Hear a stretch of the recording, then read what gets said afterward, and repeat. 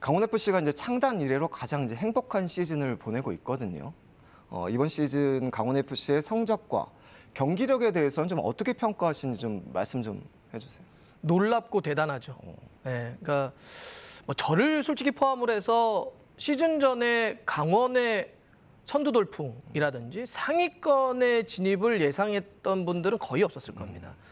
예를 들면 전북이 지난해 한 해 동안 쓴 돈이 얼마냐면 500억입니다. 아, 일반적인 K리그의 도시민 구단들은 생각조차 할 수 없는 그런 금액이죠.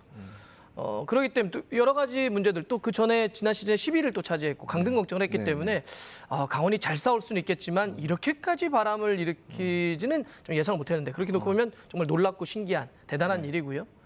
또 그 과정에는 그 가운데는 고등학교 3학년 선수인 양민혁 선수가 있다는 거고 네. 그다음에 포지션을 변화한 황문기 선수가 있는 거고 그래서 이 두 선수는 또 국가대표팀에 발탁도 됐습니다. 네. 놀랍고 신기하기도 하지만 한편으로는 신데렐라와 같은 이야기죠. 이런 서사까지 물리다 보니까 강원이 이번 시즌은 뭐 K리그 전체에 있어서 이야기적으로나 전력적으로나 좀 끌어가는 리딩이었던 느낌들을 갖고 있습니다. 우리 위원님께서는 개인적으로 강원의 이번 시즌 성적 좀 예상을 좀 하셨나요? 좀 어떠세요? 개인적으로? 아니요, 솔직히 못했습니다. 예. 네. 저는 처음에 제가 시즌을 앞두고 K리그 그렇지 않아도 순위 전망을 좀 해달라고 그래서 강원은 저는 우리가 이제 파이널 A, 파이널 B 약간 밑에 속할 가능성이 높다 이렇게 얘기를 했는데 정확하게 뒤집어졌네요. 위원님께서도 예상을 못했는데 이런 성적이면은 좀 이변이네요. 아 그렇죠. 예, 대단한 이변입니다.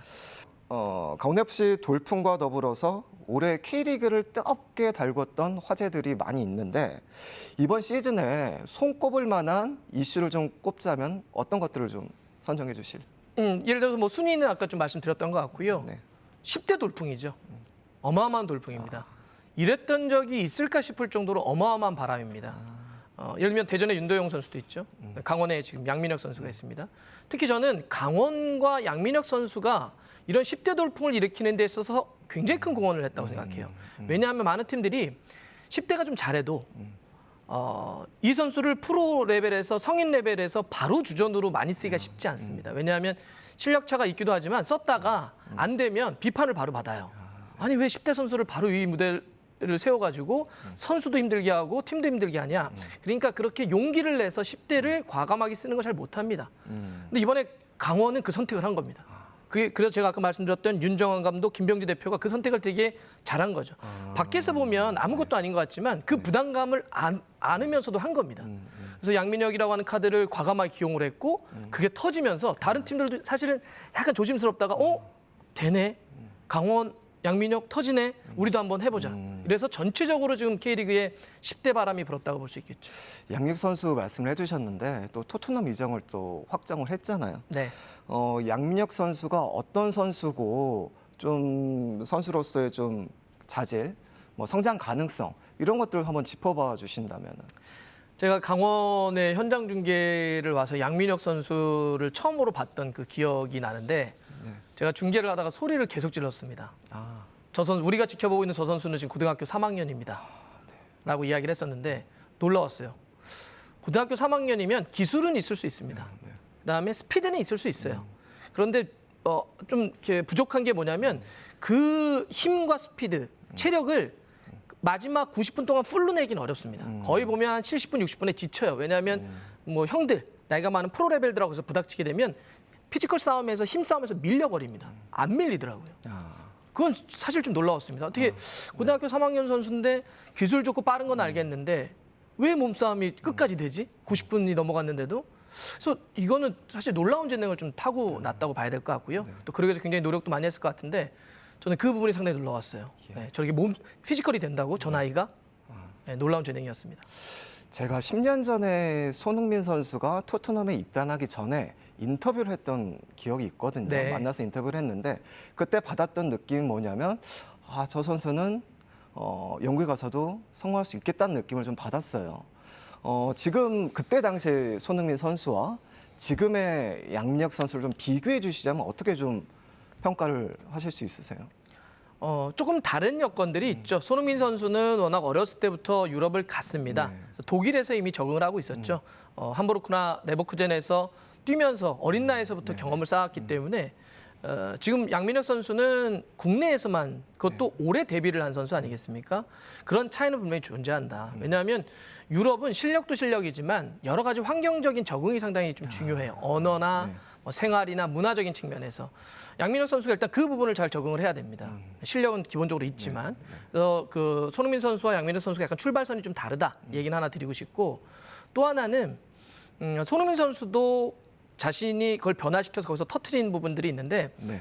기술이 좋고 빨라도 결국 유럽에 나가면 그 굉장히 빠른 공격과 수비의 전환 템포라는 게 있어요. 우리가 유럽 축구 보면 와 빠르다. 와 저렇게 경기를 뛸 수 있나 할 정도로 빠르죠. 그거를 지속적으로 뛸 수 있는 체력이 바탕돼야 되고요. 몸싸움이 상당히 치열합니다. 손흥민 선수가 바로 10년 전에 그 잉글랜드 토트넘 가기 전에 저도 데뷔전하고 바로 만났었거든요. 네네. 영국 현지에서. 네네. 그런 얘기를 하더라고요. 독일에서는 카드가 나올 몸싸움을 영국에서는 파울로도 안 본다. 아. 그 정도로 상당히 영국은 특히나 더 몸싸움이 관대하죠. 양민혁 선수 저는 기술과 갖고 있는 재능에 대해서는 의심하지 않습니다. 하지만 그 두 가지, 처음에 현지 적응, 네. 두 번째는 어떤 그 몸의 파워 이런 것들은 좀 더 기를 필요가 있다. 전 그렇게 된다면 예. 우리가 또 한 번에 지금 손흥민의 10년을 지켜봐왔던 것처럼 앞으로 양민혁의 10년을 또 지켜볼 수도 있습니다. 알겠습니다. 양민혁 선수 외에도 진가를 발휘하는 유망주들이 많이 있는데 위원님께서 기억하시는 뭐 슈퍼루키들 어떤 선수들이 있을까요? 뭐 대표적으로는 강원이 아니라고 한다면 네네. 뭐 대전의 윤도영 같은 선수들은 너무나 좋은 선수죠. 네. 그다음에 지금 투에도 있지만 수원 삼성의 뭐 박승수 선수라든지 네. 그러니까 이런 부분들이 결국 우리 그 양민혁 선수가 하면서 터지면서 다른 팀들로도 간 것도 있고요. 저는 또 하나 이제 우리 선수들을 유럽에서 많이 지켜보고 있고 양민혁도 데려가지 않았습니까? 저는 그런 측면에서는 박지성, 손흥민, 이강인, 김민재 선수에게 고맙다는 이야기를 해야 됩니다. 먼저 앞서간 선배들이 왜냐하면 유럽은 아무래도 아시아 선수를 아직은 살짝 낮춰보는 게 있어요. 될까? 안 될 텐데 이런 게 좀 있죠. 근데 박지성 선수가 그 편견을 먼저 깼고 손흥민 선수는 그 편견을 완전히 넘어갔죠. 네네. 그리고 김민재 선수는 우리 팬들이 얘기하는 레바민 엄청난 클럽인 바이에른 뮌헨에서 주전으로 뛰고 있습니다. 이강인 선수도 음바페의 동료기도 했었죠. 예. 이러면서 이제 아시아 선수들에 대한 편견이 많이 사라졌어요. 그러다 보니까 우리 10대들을 지금 K리그 현장을 보면 계속 유럽의 스카우트들이 와요. 이 선수들 데려가기 위해서. 네. 그런 측면에서는 앞에 있던 선배들에게 좀 고맙다는 이야기를 좀 해야 되지 않을까 생각해 봅니다.